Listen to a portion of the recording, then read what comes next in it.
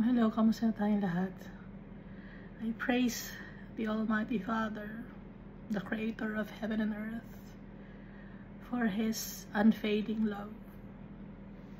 And His love for us is for all eternity. He is forever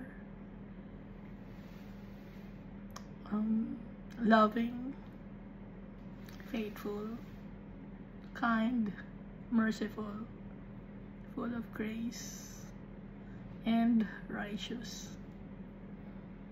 I exalt the name of Jesus Christ,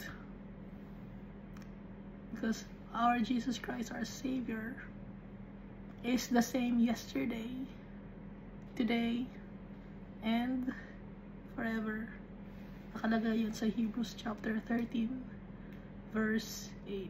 Hindi magbabago si Almighty Father, hindi magbabago si Jesus Christ.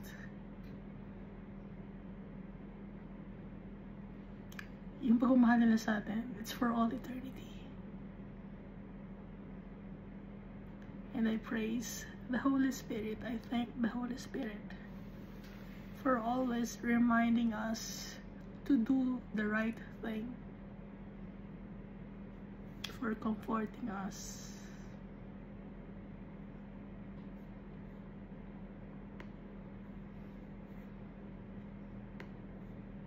Jesus Christ, si Almighty Father, and the Holy Spirit, yung support natin, it's for all eternity.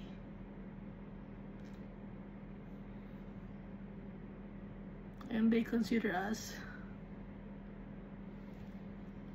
their true family, because we are truly the family of the Holy God. We are His creations. We are His children, and Jesus considers us His friends, His mothers, brothers, and sisters, because we believe Him, and we believe our Father. We have faith in Jesus Christ.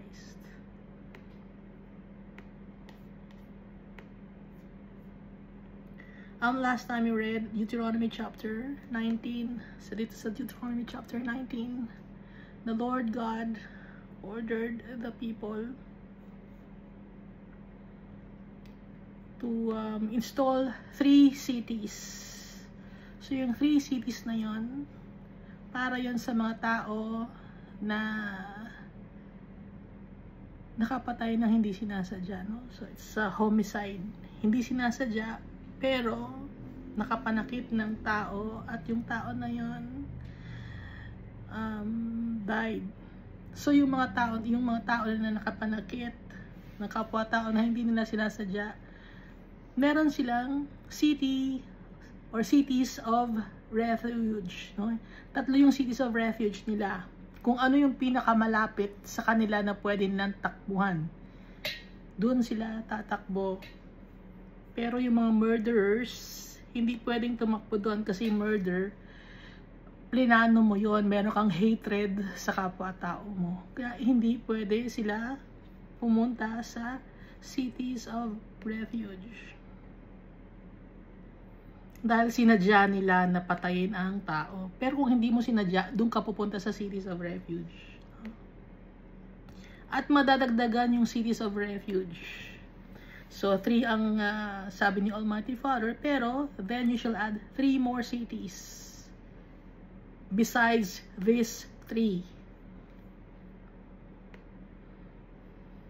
If the people will keep the commandments of the Almighty Father, madadagdagan yung mga cities na yun, cities of refuge. Ngayon, sino ang ating refuge? Ang ating refuge, si Jesus Christ.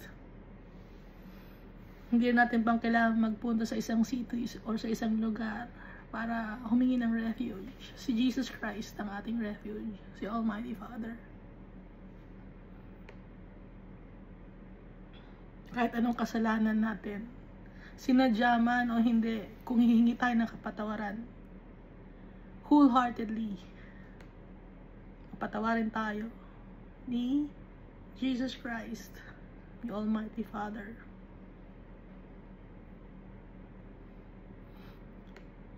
Pero dapat kay Jesus Christ mo tayo dadaan dahil si Jesus Christ ang mediator natin kay Almighty Father para magkaroon tayo ng eternal salvation.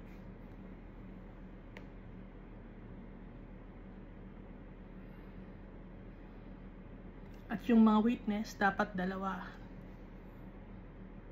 or more than 2. Hindi pwede ang isa lang ang witness.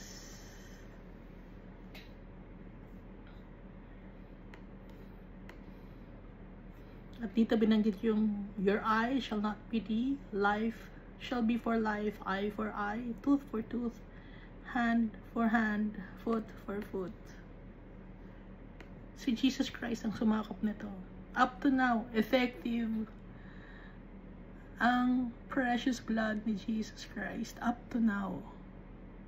Kung nagkakasala tayo ngayon, mapapatawad tayo ni Almighty Father. Through Jesus Christ's precious blood. Acknowledge natin na si Jesus Christ ang Savior. John 3:16, for God so loved the world that He gave His only begotten Son, that whosoever believeth in Him shall not perish, but have eternal life. Kung sino maniwala kay Jesus Christ na pinadala ni Almighty Father, magkakaroon ng eternal life. Pero kung hindi ka naniniwala kay Jesus Christ, na siya ang ipinadala ni Almighty Father to save us from our iniquities, hindi tayo mabibigyan ng eternal salvation.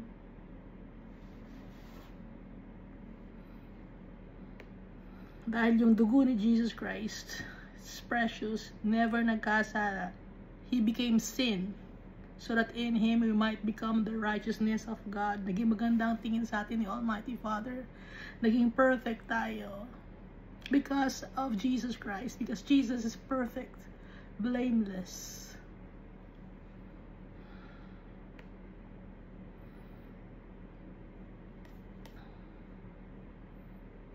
So dito tayo sa Deuteronomy chapter 20.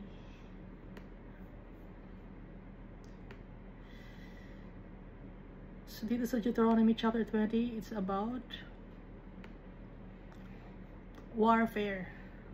Tungkol sa pakikipaglaban. Applicable pa rin to up to now. Akala ninyo hindi. Kaya may mga tao na hindi na nagbabasa ng Old Testament or Old Covenant dahil akala nila hindi applicable ang mga nandito sa Old Covenant. Pero importante ito dahil sa tato ni Almighty Father. Ang pagkakaiba nga lang ng Old Covenant sa New Covenant, si Jesus Christ na yung sumalo, yung eye for an eye, tooth for a tooth. Si Jesus Christ na yung eye for an eye, tooth for a tooth. Yung kasalanan natin, ipinasa natin kay Jesus Christ. Imbis na tayo yung masaktan, yung maipako, tayo yung sabunutan, suntukin, tadyakan, batukan, binatukan si Jesus Christ. Imbis na tayo, si Jesus Christ. At ang sabi ni Jesus Christ, Father, forgive them, for they do not know what they are doing. Nagpatawad si Jesus Christ ng mga tao. Pinatawad ng mga tao na nakit sa Kanya. Gagayahin natin si Jesus Christ. Pinatay si Jesus Christ. Diba? Pero pinatawad niya. Pero yung mga tao ngayon, diba? Pinatay niya din. Kailangan natin gumanti. Lintik lang ang walang ganti. Pero si Jesus Christ, hindi ganon. Kaya ang gagayahin natin, si Jesus Christ. So basahin natin Deuteronomy chapter 20.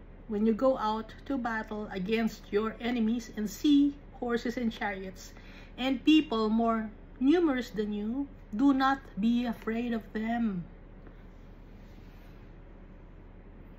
Ito yung sabi ni Almighty Father, huwag kayong matatakot pag nakakita kayo ng battle or ng war. kasama ang inyong mga enemies, makikita niyo marami silang mga tauhan, marami silang mga sasakyan, marami silang mga makinarya or machinery, no? Huwag kayong matatakot.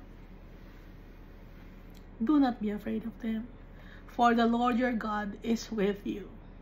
Dahil si Almighty Father nasa sa atin, who brought you up from the land of Egypt, na siya ang nagtanggal sa inyo sa land ng Egypt or land of the bondage of sin and shame.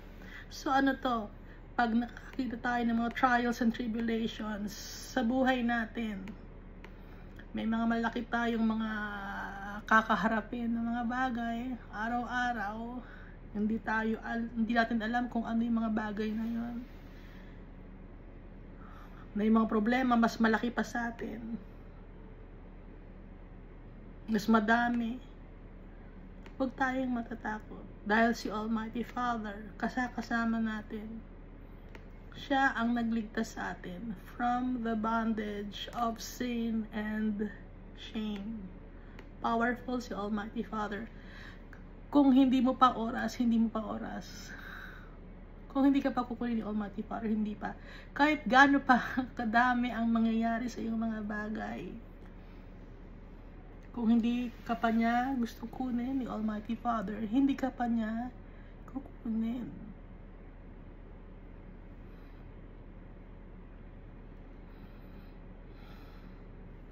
Kaya huwag tayong matatakot. Dito sa Ephesians chapter 6 verse 12, for we do not wrestle against flesh and blood, but against principalities, against powers, against the rulers of the darkness of this age, against spiritual hosts of wickedness in the heavenly places. So, nung time ni Moses at saka nung dito sa Old Covenant, ang kalaban nila ay mga tao. At marami mga horses and chariots yung mga tao. Ngayon, sino ang kalaban natin? Hindi naman tao ang kalaban natin. Ang kalaban natin, principalities, against powers, against the rulers of the darkness of this age, against spiritual hosts of wickedness in the heavenly places. Yun ang kalaban natin, hindi tao, hindi flesh and blood. Verse 2, no? So it shall be when you are on the verge of battle, or on the brink of battle, or nandun na kayo, nakaharap ka na sa battle, no, or sa problema, that the priest shall approach and speak to the people. Sino ang priest natin? Si Jesus Christ. Siya ang priest natin. Siya ang high priest natin.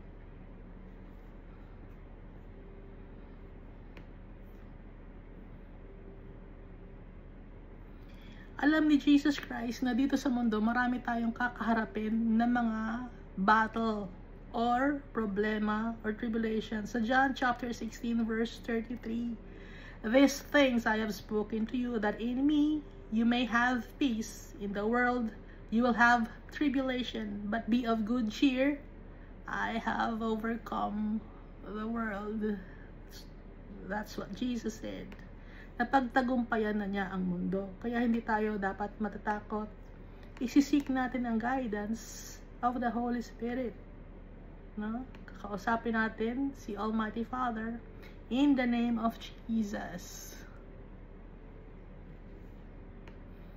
Kaya kung may problema tayo or in the brink of trials and tribulations, ang tatakbuhan natin si Jesus Christ. Dito sa Hebrews chapter 4 verses 14 to 16, since we have a great high priest, Jesus, the Son of God, who has gone into heaven, let us hold on to the faith we have. He was tempted in every way that we are, but he did not sin.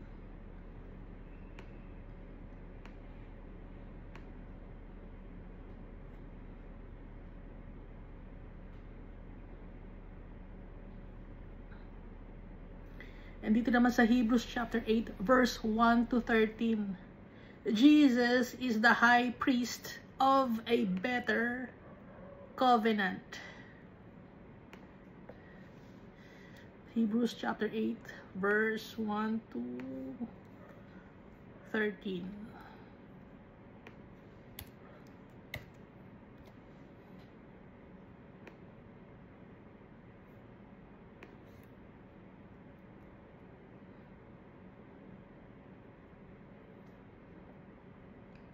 Si Jesus ang ating high priest.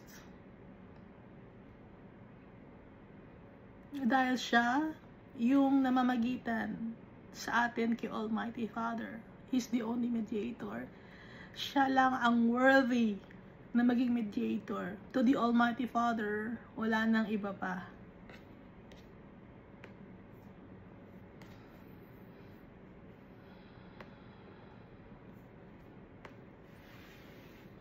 Verse 3, and he shall say to them, Hear, O Israel, today you are on the verge of battle with your enemies.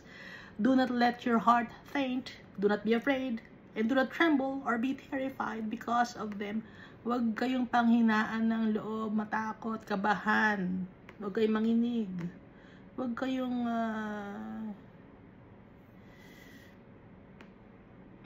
magkaroon ng doubts. Dahil sa mga kalaban ninyo, anong kalaban natin? Principalities, hindi flesh and blood, no? So, hindi tayo dapat matakot. So, John chapter 14, verse 1, Let not your heart be troubled. You believe in God, believe also in me. In my Father's house are many mansions. If it were not so, I would have told you. I go to prepare a place for you, and if I go and prepare a place for you, I'll come again and receive you to myself, that where I am, there you may be also. And where I go, you know, and the way you know. Kaya hindi tayo dapat matatakot sa kahit anumang mga bagay. Kasama natin si Jesus Christ. Isasama niya tayo. Baka sabihin niya, naku, isasama na pala tayo.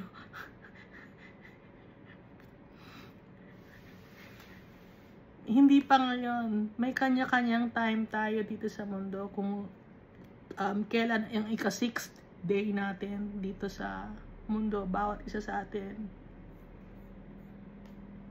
Dahil yung ika-7th day natin, dun tayo kay Almighty Father. Tayo na mga nagtitiwala kay Jesus Christ. Verse 4 of Deuteronomy chapter 20. For Lord your God is He who goes with you to fight for you against your enemies to save you. So, ang kasama natin si Almighty Father, si Jesus Christ. Matthew chapter 1, verse 21. And she will bring forth a son, and you shall call his name Jesus. For he will save his people from their sins. I can do all things through Christ who strengthens me. Philippians chapter 4, verse 13. So, sino makikipaglaban sa atin? Si Jesus Christ. Dahil kung siya ay nasa sa atin, magiging malakas tayo, hindi tayo matatakot. Kaya ipinadala ni Almighty Father si Jesus Christ sa atin para i-save tayo. Ulitin ko, hindi ang tao ang kalaban natin dito sa mundo, kundi mga forces or powers of darkness. Hindi flesh and blood ang kalaban natin. Hindi, baka sabihin, hindi yung kapitbahay kasi namin eh. Kaaway ko yung kapitbahay. Hindi yung kapitbahay mo ang kaaway mo, kundi kung ano yung namamayani sa puso ng kapitbahay mo. Ngayon yung kapitbahay mo, mamahalin mo siya. No? Kung wala yung namamayani sa puso ng mga tao, yun ang kalaban natin, hindi yung flesh and blood. Dahil baka awayin mo yung kapwa-tao mo. Ang utos sa atin ni Almighty Father, ang utos sa atin ni Jesus, mamahalin natin yung kapwa-tao natin. So, sino yung kalaban natin? Yung mga principalities of this world.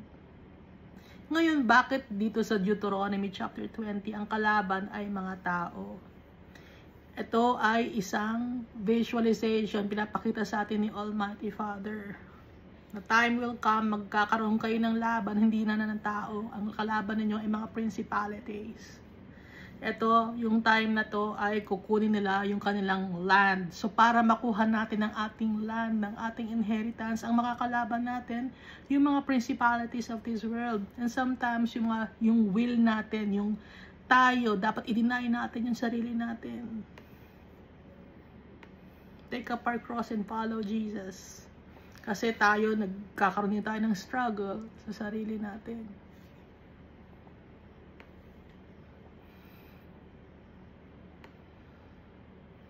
Itong pinapakita ni Almighty Father para maintindihan ng mga tao to, and at the same time, nung time na to, para matutong sumunod ang mga tao. Ngayon, since dumating na si Jesus Christ, hindi na kailangan makipaglaban sa kapwa-tao. Ang kalaban natin ay principalities, forces of darkness.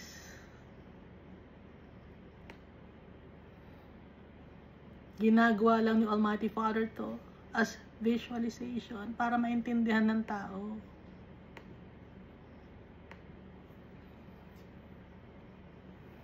Baka sabihin niyo, paano naman yung mga tao na namatay noon, na nasali sa war, sa battle? Yung mga tao na yon, they have may choice sila. May choice sila. Lahat ng tao binibigyan ni Almighty Father ng choice.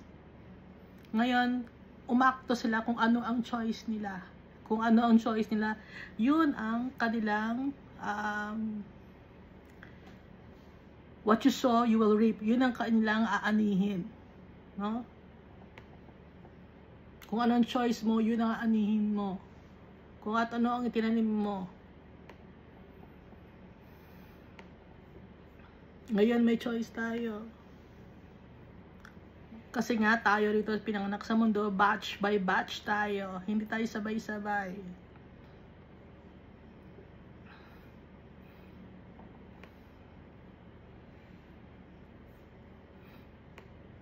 At yung mga souls in heaven, iniipon muna sila doon. No? Nabanggit diba sa Book of Daniel? Iniipon muna lahat ng souls sa heaven.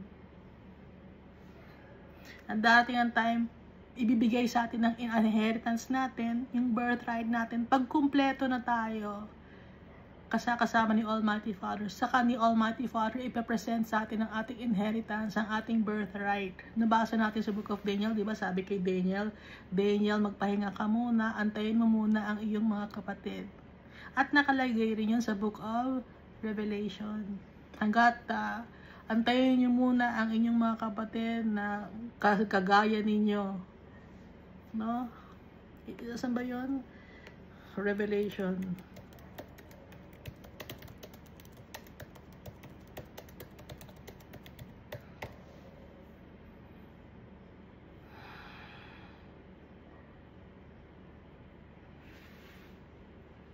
Revelation chapter 6 verse 11.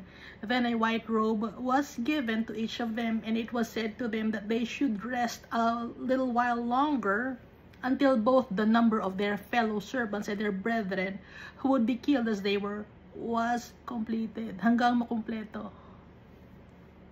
Hindi pa na ibibigay ang inheritance. So nasa heaven, yung mga kasama natin na una na sa atin, hindi pa na ibibigay ang inheritance. Iniipon muna lahat ng souls in heaven. Yung mga souls in hell, iniipon din sila. Tapos magkakaroon ng Great White Throne Judgment. Ipapakita sila sa kanila kung bakit sila dapat nasa impyerno. Kasi yung iba mga tao na nasa impyerno, hindi nila alam kung bakit sila nasa impyerno.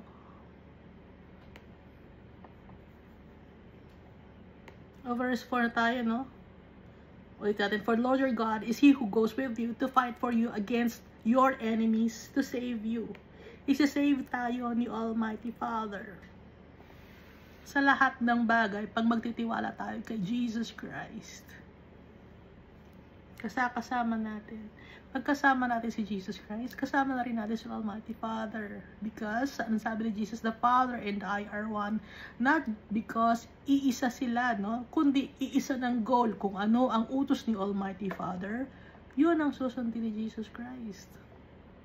Kagaya nga ng sabi ni Almighty Father, who is like me? Si Jesus Christ yun. Kagaya ni Almighty Father. Kagaya ni Almighty Father na just, righteous, merciful. Verse 5. Then the officers shall speak to the people, saying, what man is there who has built a new house and has not dedicated it? Let him go and return to his house, lest he die in a battle and another man dedicate it. So yung officer, nagsalita siya sa mga tao. Meron ba ritong lalaki na nagpatayo ng bahay, na gusto niyang i-dedicate yung kanyang bahay? Bumalik siya ngayon sa kanyang bahay kasi baka mamatay siya at ibang tao ang mag-dedicate ng kanyang bahay. Bumalik na siya, umuwi na siya. No? Sabi dito sa verse 5. Sa verse 6, also, what man is there who has planted a vineyard and has not eaten of it? Let him go and return to his house, lest he die in a battle, and another man eat of it. Ngayon, merong isang tao o lalaki na nagtanim ng vineyard, pero hindi niya nakakain. Bumalik siya. Baka kasi mamatay siya sa battle at ibang tao ang makinabang sa kanyang pananim. Verse 7 naman. And what man is there who is betrothed to a woman and has not married her? Let him go and return to his house, lest he die in a battle, and another man marry her. Pag may isang lalaki naman na-engage siya or betrothed to a woman, pero hindi pa niya napapakasalan, umuwi siya. Bumalik siya sa kanyang bahay dahil baka sa battle, mamatay siya at ibang tao ang maging asawa ng babae. Verse 8. The officer shall speak further to the people and say, what man is there who is fearful and faint-hearted? Let him go and return to his house, lest the heart of his brethren faint like his heart. Sino naman ngayon ang mga tao, mga lalaki, na mahina ang loob at matatakutin, duwag, bumalik siya sa kanyang bahay kasi baka makita ng kanyang mga brethren na siya ay duwag or takot, panghinaan ng loob ang kanyang mga kasama. Bumalik siya. So itong apat na klase ng mga tao, mga duwag sila. Hindi nila kayang harapin ang mga trials and tribulations. Kaya yung iba bumalik, nagtago, no? Mas gusto pang gawin ng ibang bagay kaysa sumama sa battle kasama ang mga ibang tao. Mga duwag ito. Itong mga taong ito. Dito sa Luke chapter 9 verse 62. But Jesus said to them, no one having put his hand to the plow and looking back is fit for the kingdom of God. Hindi fit for the kingdom of God ang mga taong duwag. Yung titingin ka pa sa mga bagay na iiwan mo, hindi yun pwede kay Almighty Father. Dapat nakalook tayo forward, nakalook tayo kay Jesus Christ. Dahil anong sabi sa mga duwag? Revelations chapter 20 and 21 verse 8.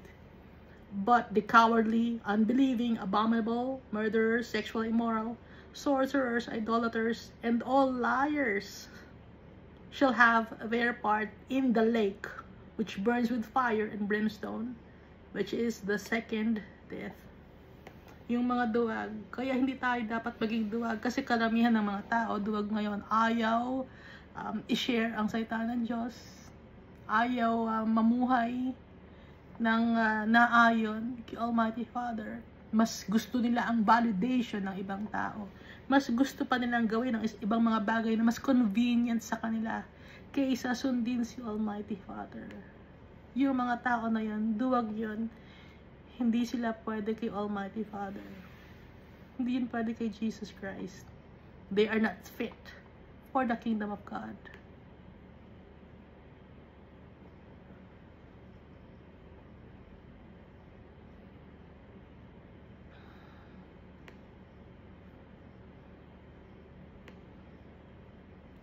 halimbawa sa trabaho ninyo, no? Kailangan yung magsinungaling. Hindi yun fit for the kingdom of God. Dahil magsisinungaling ka sa trabaho mo. Para makabenta ka, kailangan mo manloko ng tao. Mga abuse ng tao, mga manipula ng tao. Hindi yun pwede kay Almighty Father. Hindi yun pwede kay Jesus Christ. Because our Father is holy. Jesus Christ is holy.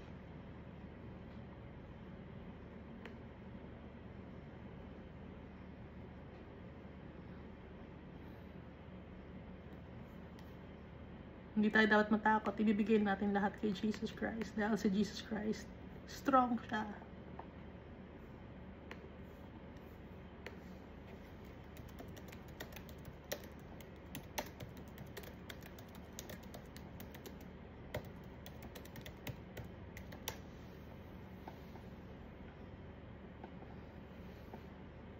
Second Corinthians chapter 12 verse 9. Anong sinasabi dito sa 2 Corinthians chapter 12 verse 9? And he said to me, my grace is sufficient for you, for my strength is made perfect in weakness. Therefore, most gladly I will rather boast in my infirmities, that the power of Christ may rest upon me. So, sino ang kalakasan natin? Si Jesus Christ. Kasi yung kalakasan ni Jesus Christ is made perfect in weakness. Kaya hindi tayo dapat matakot.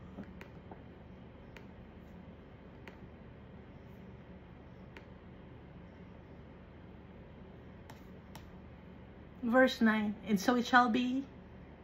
Verse 9 na tayo ng Deuteronomy chapter 20. No? And so it shall be when the officers have finished speaking to the people that they shall make captains of the armies to lead the people. Verse 10, when you go near a city to fight against it, then proclaim an offer of peace to it. Pag nasa city na kayo, mag-offer kayo ng peace to it. Anong ibig sabihin ito sa ngayon? Share to the people God's words.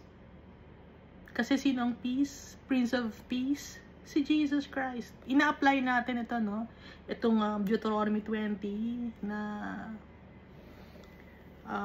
law, ina-apply natin sa ngayon, no? Sa dahil dumating na si Jesus Christ. Na pareho din, no? Nakikita ninyo yung comparison, sa pareho din, no? Ang pagkakaiba nga lang, ang kalaban natin ngayon ay mga principalities or forces of darkness. So, ulit natin, no? Verse 10. When you go near a city to fight against it, then proclaim an offer of peace to it. So, we must proclaim the gospel to the people. Pakilala natin si Jesus Christ, the Prince of Peace. Verse 11. And it shall be that if they accept your offer of peace and open to you, then all the people who are found in it shall be placed under tribute to you and serve you.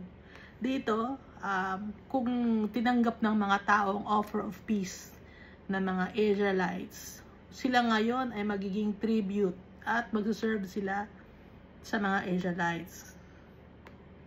Ngayon tayo, pag shinare natin sa mga tao, si Almighty Father at si Jesus Christ, kasama natin silang magsuserve kay Almighty Father at kay Jesus Christ together. Dahil tayo ay pantay-pantay sa paningin ni Almighty Father.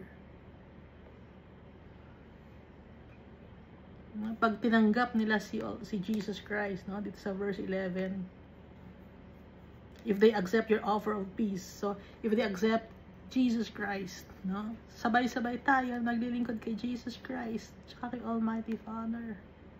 Verse 12, now if the city will not make peace with you but war against you, then you shall besiege it.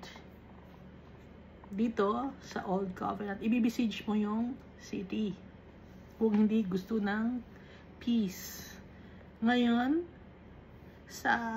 dahil sa dumating na si Jesus Christ, Matthew chapter 10 verse 14, and whoever will not receive you nor hear your words when you depart from that house or city, shake off the dust from your feet. pag shinare natin ang Word of God sa mga tao at hindi nila tanggapin, wala na tayong responsibilidad. Shake off the dust from your feet. Dahil sinabi na natin sa kanila kung ano yung truth. At kung hindi sila maniwala at kung ayaw nila, shake off the dust from your feet. Hindi natin sila aawayin. Nakalagay kasi dito kung ayaw nila makipag-peace dito sa Old Covenant sa Deuteronomy chapter 20. Kung ayaw nila makipag-peace, aawayin mo sila, no? Pero dahil sa dumating na si Jesus Christ, hindi natin naawayin kung ayaw makipag-peace ng tao. Kung ayaw nila kay Jesus Christ, kay Almighty Father, hindi tayo ang nireject nila. Ang nireject nila si Almighty Father tsaka si Jesus Christ. And what will we do? Shake off the dust from your feet. Utos ni Jesus Christ.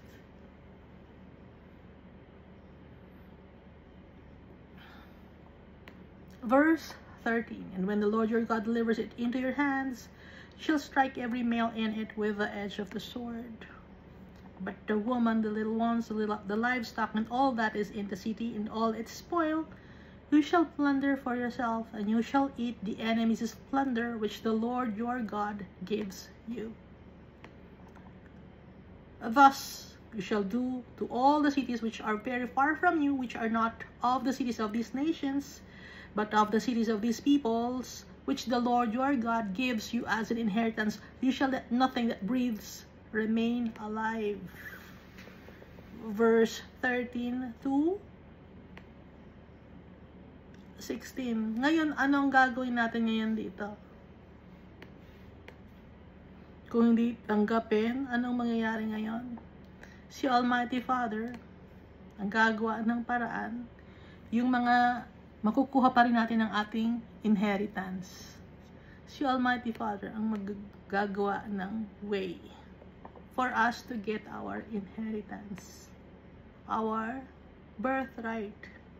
Ngayon kung yung mga tao ay mag-agree sila sa atin, kasama natin sila, makakakuha rin sila ng inheritance and birthright. Pero kung ayaw nila kay Jesus Christ, kay Almighty Father, hindi tayo ang nireject nila. Si Almighty Father, si Jesus Christ, hindi sila makakakuha ng kanilang inheritance. Instead, anong mangyayari sa kanila? They will be thrown to Sheol. Hindi sila mabubuhay. Kasi pag nasa Sheol ka na, there's no more hope in a future. Yung mga ayaw kay Almighty Father, yung ayaw magpasakop kay Jesus Christ, mga matitigas ang ulo.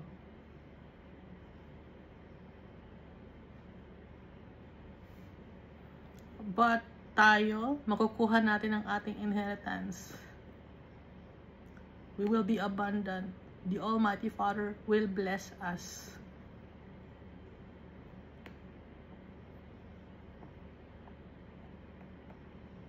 Naintindihan natin? Naintindihan ba rin yung comparison? Hindi. Sino yung kausap ko?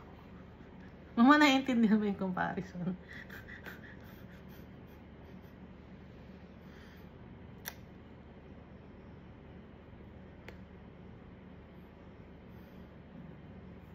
Verse 17, but you shall utterly destroy them. Sino ba yung mga kalaban nung una ng mga Israelites? But you shall utterly destroy them, the Hittite, the Amorite, the Canaanite, the Perizzite, and the Hivite, and the Jebusite, just as the Lord your God has commanded you. So verse 17. Anong ang i-destroy? Hittite, Amorite, Canaanite, Perizzite, Hivite, and Jebusite. Itong mga tao na to, or group of people, or tribe, they are into paganism. Meron silang mga idols. At saka meron din silang mga they are into sorcery, witchcraft, ganon.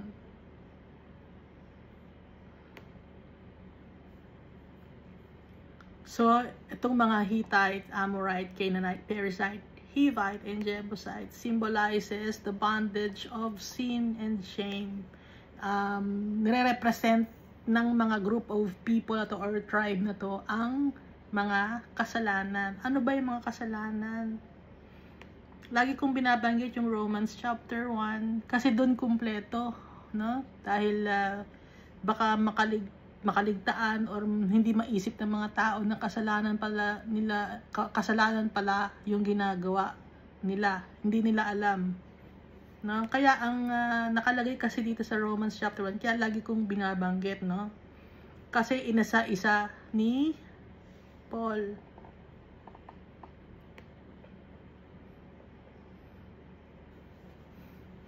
O isa-isahin ulit natin para makabisa natin, ano?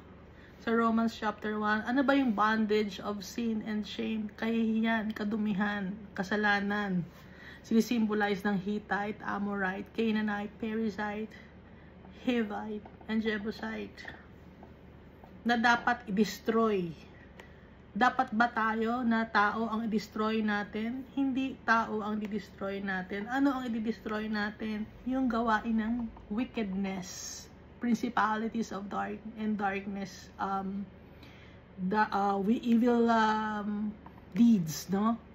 Ano ba yung mga yon? The bondage of sin and shame, like sinosuppress ang truth in unrighteousness. Mayroong katotohanan pero sinosuppress, itinatago. At dahil doon, sinungaling.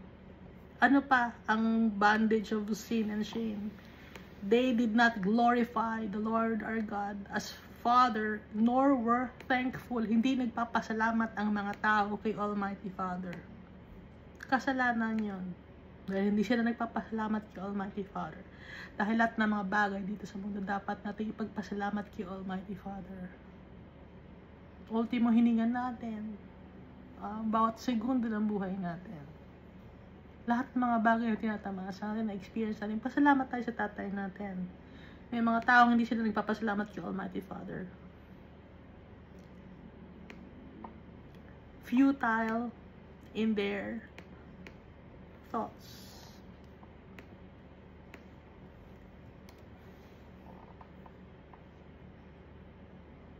Ano ba yung futile? Walang alam.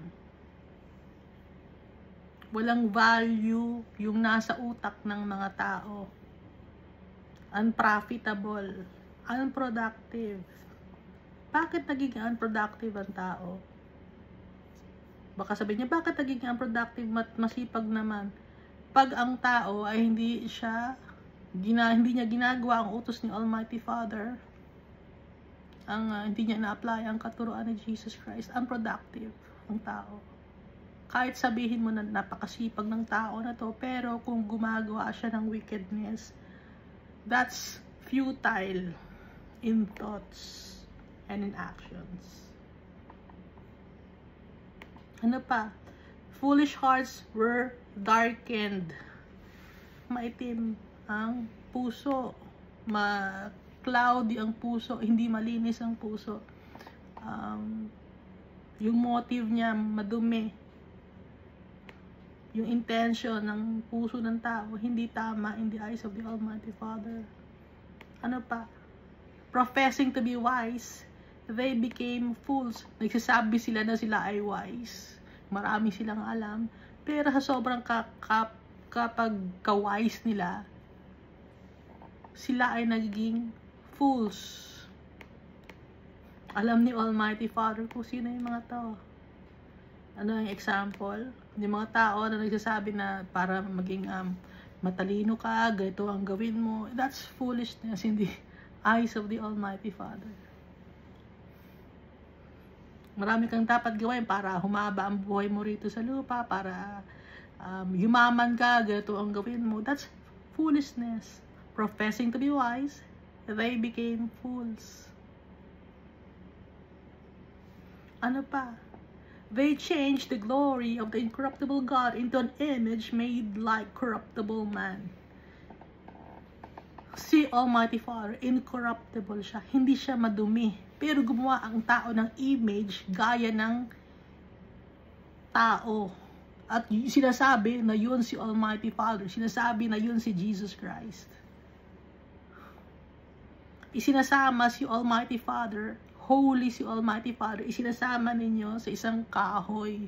Ina-identify nyo si Jesus Christ sa isang statue na gawa ng tao, na corruptible. Yung tao mismong gumawa, pati na rin yung pag-iisip ng mga tao, pati yung kamay ng taong gumawa, corruptible. Tapos, isasabihin ninyo na yun si Jesus Christ. Kasalanan yun. Maliwanag na maliwanag dito. Ba't hindi naiintindihan ng tao? Ayaw nyong intindihin. Dahil gusto nyo masunod yung sarili ninyo, yung sarili ninyong customs and traditions. Ayaw nyong aminin yung katotohanan na nagkamali kayo. Pinaninindigan rin nyo ang inyong kasalanan. At dahil doon, mapupunta kayo sa impyerno.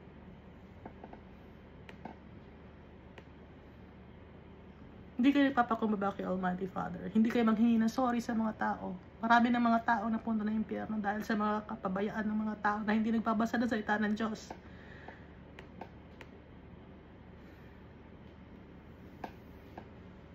Ano pa? And birds and four-footed animals and creeping things. Sinamba ninyo yung mga animals, mga rabbit, mga turtle. Yung cow, sinamba ninyo. Yung elephant, sinamba ninyo. Pati na rin yung dragon na nagsisimbolo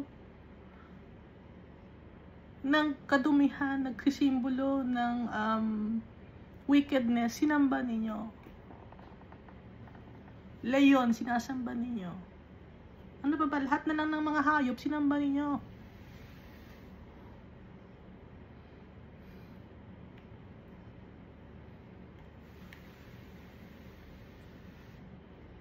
Pati mga ahas, sinamba na ninyo. Ang ginawa ninyong nilagay ninyo sa isang stick, nilagay ninyo na yun ang simbolo ng gamot.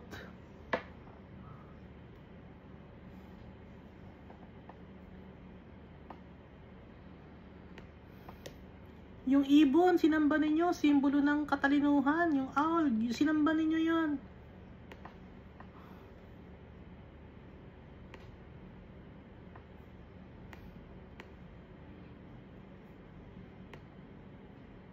Ito yung mga bagay na sisirain natin. Mga kasalanan.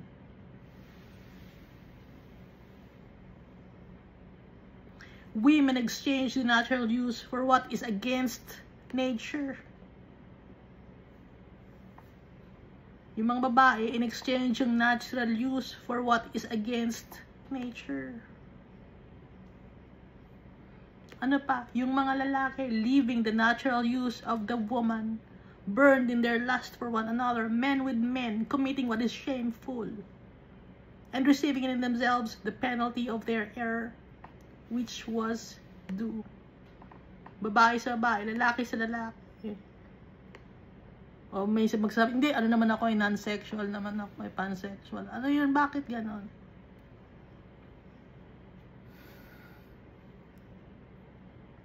So lahat na yun, it boils down to one thing.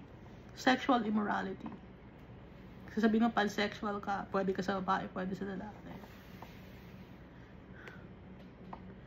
Or mahal mo lahat ng mga tao, kahit ano pa siya. Meron bang ganon? Namimili ka rin ng tao, di ba? Gusto mo medyo maganda, medyo maayos ang itsura. So that's sexual immorality. That's lust of the flesh pa rin. Ha? Huwag niyong sugarcoat ng mga tao para maging maganda sa pandinig.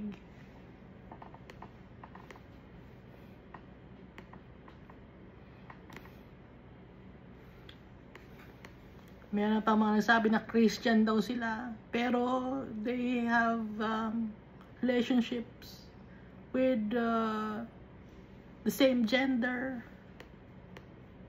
Hindi minagutos ni Almighty Father, nakalagay dito. Kaya nga inuulit-ulit natin to, hindi nyo naintindihan. Matigas ang ulo, sige sa katigasan ng ulo ninyo. Hindi natin alam kung hanggang kailan tayo dito sa mundo.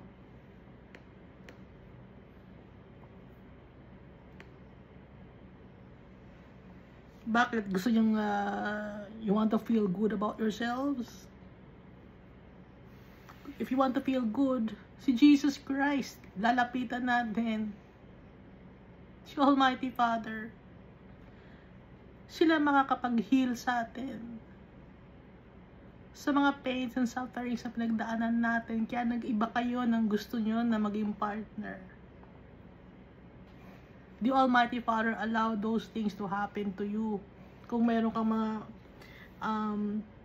you were molested when you were a kid, inallow the Almighty Father, it's a test. Hindi lang ikaw, madami. Kaya huwag mong sabing kawawa ako, hindi, lahat tayo, pantay-pantay tayo. Iba-iba ang pinagdadaanan natin. Huwag tayo maging selfish. Si Jesus Christ, anong nangyari sa kanya? Sinapak siya, sinuntok siya, tinadyakan siya. Deserve ba ni Jesus yon? Hindi niya deserve yon. Tayo deserve natin yun dahil sa dami ng kasalanan natin. Si Jesus Christ hindi niya deserve ang sabunutan, ang saktan, ng ipako sa cross, ang bigyan ng kahihiyan, ang ipahiya sa mga tao. Hindi deserve ni Jesus yun. Deserve natin yun dahil tayo makasalanan tayo. Pero sinakop lahat ni Jesus Christ. Dahil sa kanyang pagmamahal, dahil tayo, kinukonsider niya tayong friends. Ibibetray ba natin si Jesus Christ? Ibibetray ba natin yung tatay natin na mahal tayo?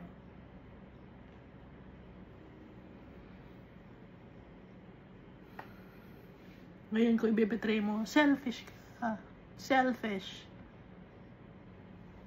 Lagi mo lang iniisip ang sarili mo. Yung pangalan mo, yung sarili mong kaligayahan, lagi mong iniisip. Hindi mo iniisip si Almighty Father. And dahil doon, sa impyerno ka mapapunta dahil selfish ka. Hindi ka pwede kay Almighty Father. Hindi ka pwede kay Jesus Christ. Dahil selfish ka. Lagi mong sarili ang iniisip mo.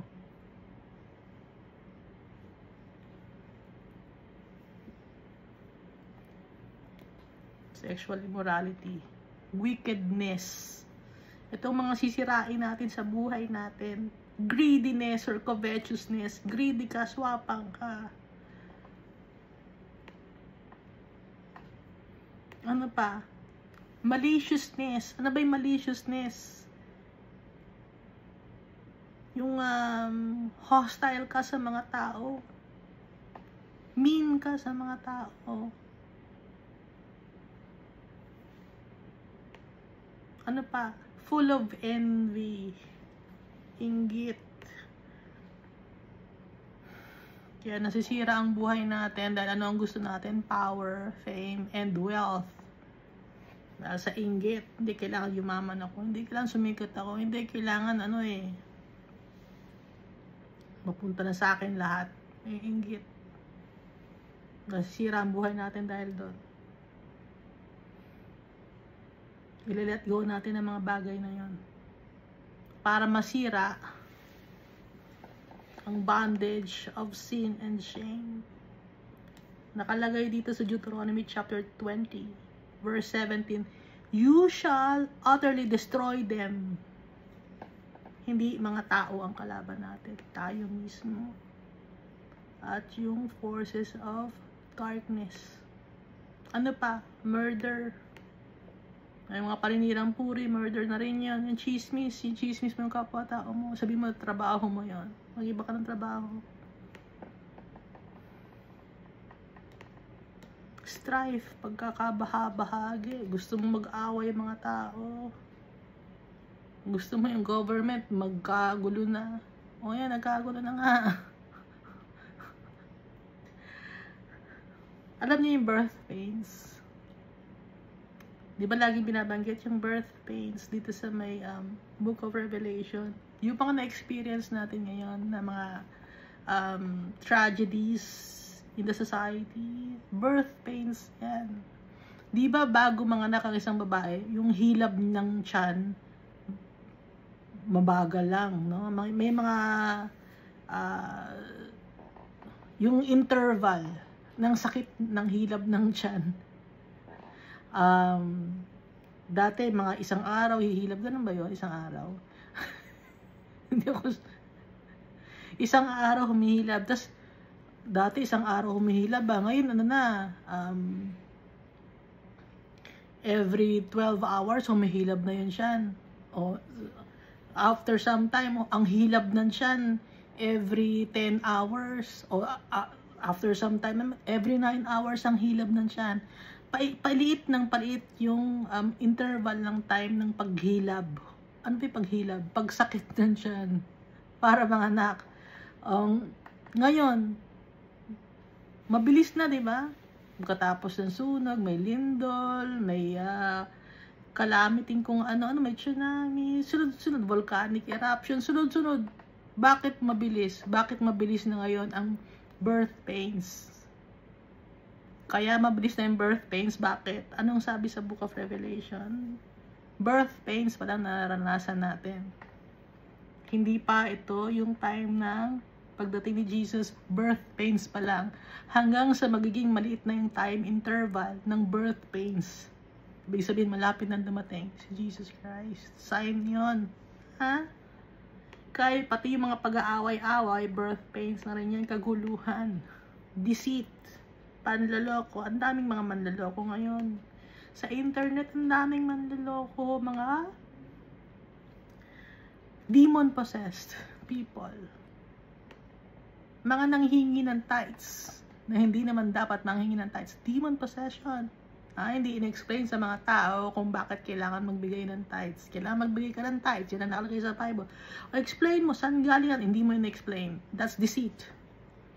Evil-mindedness. Puro evil ang nasa isip. Paano magkapera, paano sumikat, paano yumaman. Lagi na lang ganun, ano? Ano pa? They are whisperers or gossipers, manchismis. Sa chismis, nagkakaroon ng away, nagkakaroon ng gulo, nagkakaroon ng pagkakabaha-bahagi, nagkakaroon ng patayan, nagkakaroon ng nakawan. Nag-umpisa lang sa chismis. Backbiters. Ano itong backbiters? Kapwa-tao mo, minamaliit mo. Kaibigan mo, minamaliit mo. Chismis mo, kaibigan mo. Backbiters. Or fault finders. Hindi, siya may kasalanan nun kasi ganito siya eh. Sumasama na rin siya sa gossip. Yung backbiters. Kaya dito iniisa-isa kasi, no? Dito sa Romans chapter 1. Ano pa? Haters of God. Ang daming tao ngayon. Galit kay Almighty Father. Hindi dahil sa may ginawa si Almighty Father, kundi kaya haters of God dahil yung mga tao na yun, demon possessed, yung mga demon galit kay Almighty Father. Kaya yung mga tao na yun, galit din sa atin ng mga followers of Jesus Christ dahil sila ay mga demon possessed. Violent, no? Violente. Especially yung mga nakadroga. Violente sila. Bakit sila? Kasi yung naturalesa nila, natural na pagkatao nila, violente sila.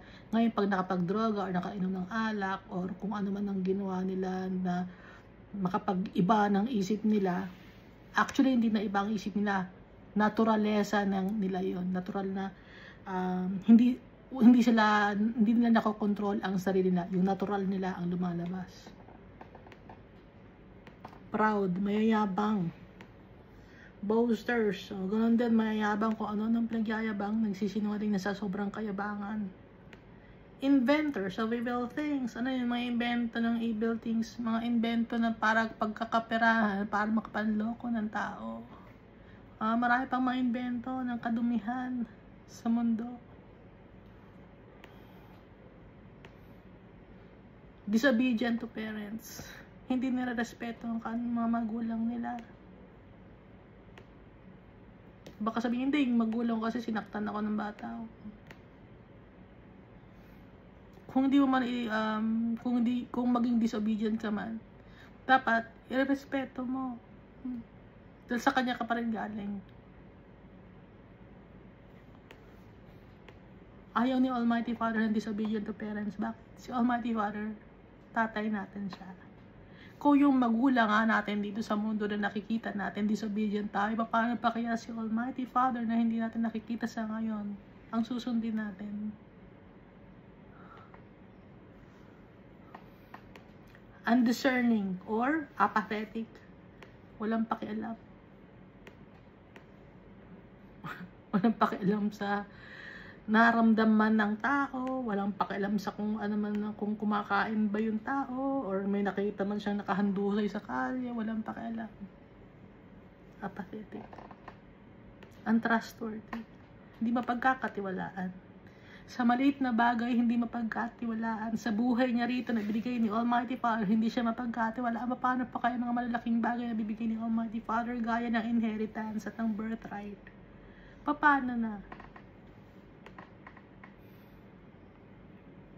Kung dito pa lang nagsisinungaling na kayo sa mga tao, paano na ibibigay ni Almighty Father sa inyo? Pagkakatiwala ni Almighty Father sa inyo, ang inyong birthright, ang inyong inheritance, ibibigay ba ni Almighty Father sa inyo? Kung hindi kayo mapagkakatiwala, syempre hindi. Kasi nagsisinungaling kayo eh. Hindi sila sabi yung totoo. Pinanindigan niyo yung kasigalingan nyo. Unloving. Hindi mapagmahal sa kapwa-tao. Utos sa atin ni Jesus Christ, love your neighbor as you love yourselves. Ano nangyari? Greedy tayo. Wala tayong pakialam sa mga tao. Hindi man lang maawa. Unforgiving. Hindi pinapatawad.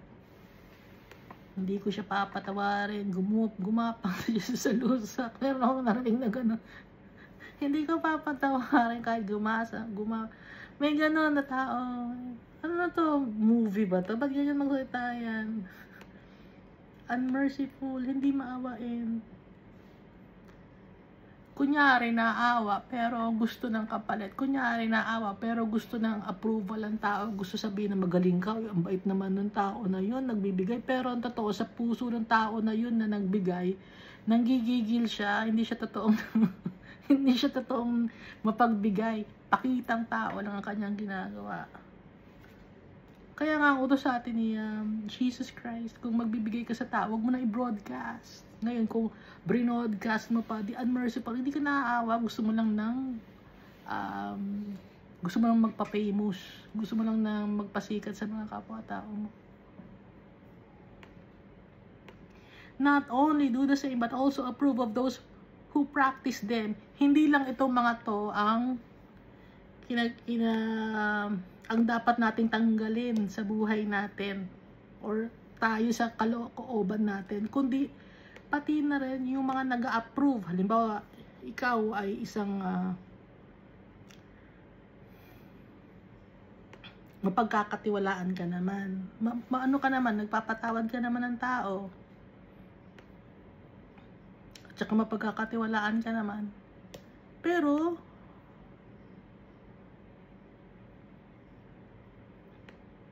violente ka naman.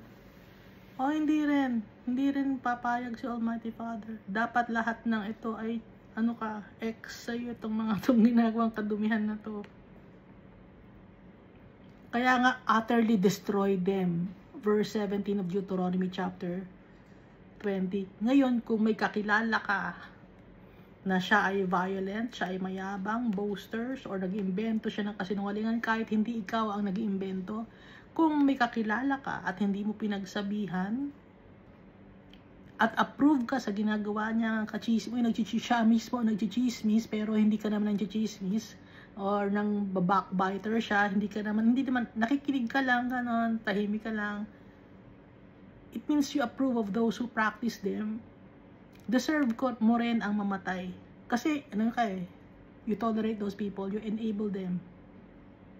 You support them kasi nakikinig ka eh. Gusto mo syempre habang nakikinig ka, yung mga tao sa chismisan, may nakikinig sa akin ng chismisan, gagandahan ko yung chismis ko. Namamotivate ngayon yung chismis. Namamotivate siya na lalo siyang mag-chismis kasi nakikinig ka. O ngayon, deserve mo rin ang mamatay kasi you approve of those who practice them.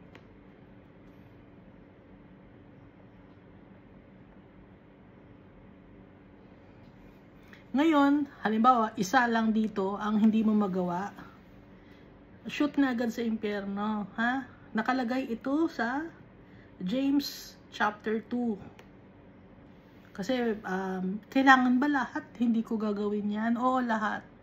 Kasi pag may na ano tayo, na nagawa natin dito, no? Halimbawa, hindi ka naman i-chismis, hindi ka naman inggitera, hindi naman masama ang isip mo. Pero,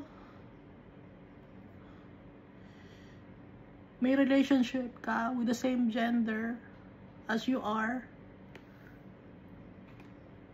mali pa rin, hindi pa rin ikaw pasok sa heaven. Basahin natin dito sa James chapter 2. If you really fulfill the royal law according to the scripture, you shall love your neighbor as yourself. You do well. Buti yun na sinasabi na sa law na mahalin mo ang kapwa mo gaya ng pagmamahal mo sa sarili mo. Tama yung ginagawa mo. Sa James to. But if you show partiality, you commit sin and are convicted by the law as transgressors. For whoever shall keep the whole law and yet stumble in one point, he is guilty of all. Naintindihan niyo? Kinikip mo lahat ng law, maayos lahat, no? Ang ginagawa mo, mabuti lahat, tama lahat, check lahat kay Almighty Father. Pero, may isang law ka na hindi nasunod or meron kang kasalanan sa mga law na yon, hindi lahat check. Hindi ka 100% perfect. Hindi mo na perfect yung exam. Ano ngayon? He is guilty of all. Guilty ka din ng lahat. Dapat perfect.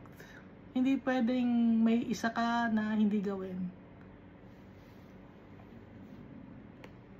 For he who said, do not commit adultery, also said, do not murder. Now, if you do not commit adultery, but you do murder, you have become a transgressor of the law. So, speak and so do as those who will be judged by the law of liberty. For judgment is without mercy to the one who has shown no mercy. Mercy. Bulol ako. Naintindihan na ninyo? Sa James chapter 2.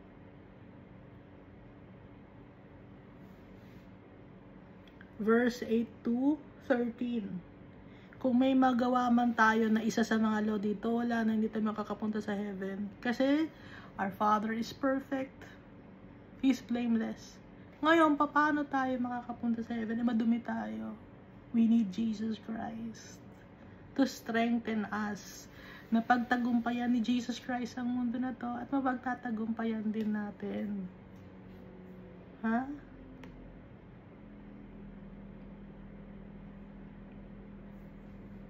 Verse 18, balik tayo dito sa Deuteronomy chapter 20. Dito tayo sa verse 18. Lest they teach you to do according to all their abominations which they have done for their gods, and you sin against the law your God. Ngayon, ang sabi, sirain lahat, utterly destroy. The Hittite, the Amorite, Canaanite, Perizzite, and the Hivite, and the Jebusites, na nagsisimbolize ng mga kasalanan, bondage of sin and shame. Ngayon, lahat ng ito dapat ay utterly destroy natin lahat ng kasalanan. Bakit? Bakit natin kailangan i-destroy lahat ng kasalanan? Lest they teach you to do according to all their abominations which they have done to their gods or for their gods, and you sin against the law your God. Ngayon, so lahat ginagawa mo, pero may hindi ka nagawa dito sa mga listahan ng full of envy, murder, strife, deceit, may hindi ka nagawa. Yun ay yung mayabang ka. Ngayon, pag mayabang ka, hindi mo na totally nasira lahat ng kasalanan, mayabang ka. Pag mayabang ka, dumadating ng point na nagiging sinungaling ka. Pag nagsinungaling ka na, dumarating ang point na gusto mo ng puro kayamanan sa mundo. At pag dumarating ng puro kayamanan sa mundo, gusto mo nanggagalaiti ka na sa kapwa-tao mo, gusto mo lahat sa'yo na. Dumadami ang kasalanan. Isa lang ang ma-retain na kasalanan dito, dadami yon, parang bakterya, no? Intindihan na ninyo. Kaya nga sabi dito sa verse 18, lahat ng Jebusites, Hittite, Amorite, Canaanite, Perizzite, Hivite, lahat na yon ay utterly destroy. Lahat totally na iwan natin ang kasalanan, or talikdan natin ang mga, talikuran natin ang mga kasalanan. Kasi isa man dito sa mga kasalanan na to, ang iyong inengganyo or nasa sa puso mo, dadami ang kasalanan mo. Nanganganak ang kasalanan, no? Kaya nga dito sa verse 18, lest they teach you to do according to all their abominations which they have done for their gods, as you sin against the Lord your God. Naintindihan natin. Verse 19, when you besiege a city for a long time, while making war against it to take it, you shall not destroy its trees by wielding an axe against them. If you can eat of them, do not cut them down to use in the siege, for the tree of the field is man's food.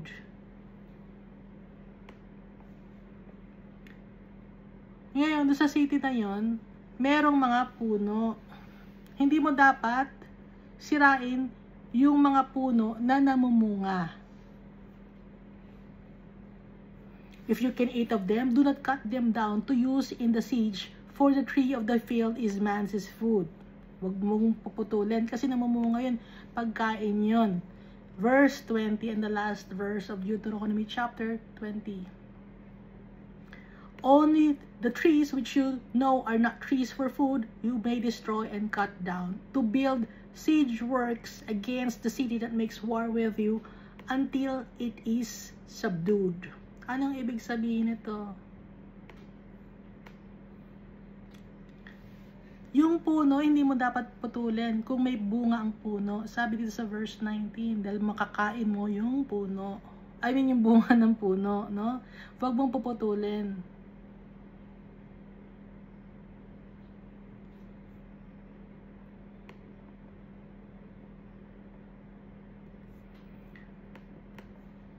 Yung mga tao, hindi mo dapat aawayin. Sa ngayon, ito yung apply natin ngayon. Yung mga tao, hindi mo dapat aawayin. Dahil hindi naman sila ang kalaban mo. Matthew chapter 5 verse 43 to 48, you have heard that it was said, you shall love your neighbor and hate your enemy. But I say to you, love your enemies. Bless those who curse you. Do good to those who hate you, and pray for those who spitefully use you and persecute you, that you may be sons of your Father in heaven. For if you love those who love you, what reward do you have? Do not even tax collectors do the same? And if you greet your brethren only, what do you do more than others? Do not even the Gentiles do the same? Therefore, be perfect, just as your Father in heaven is perfect. So, itong mga trees na to, man's food ito, hindi mo dapat sirain yung mga tao, hindi mo dapat sisirain yung mga tao. Dahil yung mga tao, sila ay mayroon ding, pwede sila na maging, pag nagtiwala ka kay Almighty Father, yung mga tao na yon magiging, may tendency sila na magtiwala din kay Almighty Father. Magtiwala kay Jesus Christ. Ngayon, itong mga trees na hindi naman na, only the trees which you know are not trees for food, you shall destroy, or you may destroy and cut down, to build siege works against the city that makes war with you until it is subdued. Ito naman yung mga trees na ito na dapat mong putulin. Dahil hindi naman siya food Hindi naman siya mapapakinabangan. Ano ang puputulin natin? Yung evil doings, yung wickedness, yun ang puputulin natin. Yung idolatry, yun yung kasalanan, yun ang puputulin natin. Pero yung mga tao, hindi tayo magagalit sa mga tao. Dito sa verse 19, anong puputulin natin? Sa verse 20, yung mga gawain ng kasamaan, yun ang puputulin natin dahil walang sustenance yon. So yung mga tao, i-share natin ang pagmamahal ni Almighty Father, kahit na hindi sila nagtitiwala sa atin o naniniwala sa atin, or hindi sila hindi siya Christian na kagaya natin na nagtitiwala kay Almighty Father at kay Jesus Christ, dahil merong tendency na pwede sila, dadating ang oras na sila ay magtitiwala din kay Almighty Father at saka kay Jesus Christ. Pero yung mga gawain ng mga kasamaan, yun ang puputulin natin. Ano yung kagawain ng kasamaan? Nabanggitin natin yung mga kasamaan tsaka yung kaduwagan, no? Duwag. Yun ang puputulin natin. Kaduwagan, yung mga wickedness, yung principalities of this world, yun ang kalaban natin. Naintindihan na natin? Sino nakakaintindi? Naintindihan mo ba, ma? Explain ko ulit sa'yo, ha? Gusto mo? Mamaya. Mahal na mahal tayo ni Almighty Father. Hindi na magbabago yung pagmamahal ni Almighty Father. It will never change. God's love for us is forever. At si Jesus Christ, forever din siyang nagmamahal sa atin. Mapagpatawad siya. At friend niya tayo. Kinoconsider niya tayong friend. Noon. No? Tapos ngayon, friend pa rin niya tayo. At forever mag-friend niya tayo. Hebrews chapter 13 verse 8. At yung pagmamahal ng Almighty Father, ibinigay niya si Jesus Christ sa atin. Para turuan tayo, para matuto tayo, dahil matigas ang ulo natin. Ginawang example si Jesus Christ para sundan natin ang path that Jesus walked on to. Yung path ni Jesus, path to the Almighty Father, yun ang susundan natin. Path to righteousness. Dahil yun ang path para makuha natin ang ating inheritance. Ang inheritance natin, si Almighty Father. At birthright natin to be with our Father for all eternity. Thank you, and God loves us all so much.